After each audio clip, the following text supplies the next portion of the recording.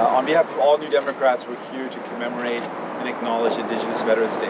We want to acknowledge the sacrifice, the contributions of Indigenous men and women who served in the Canadian Armed Forces, who served and contributed in Canadian Armed Forces throughout the history of this country. We also want to acknowledge the injustice faced by Indigenous people, by Métis, Inuit, and First Nations. The fact that many who served our country in their service came home to have lost their status.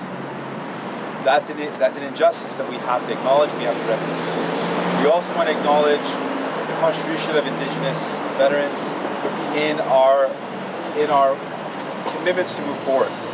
That in remembering the lives lost, we have to commit to building a better future. Building a future where there are no wars. This tobacco was offered to me by the leader, Jagmeet Singh.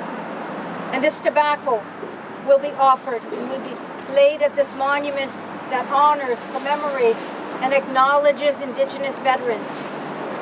So in this tobacco are all our prayers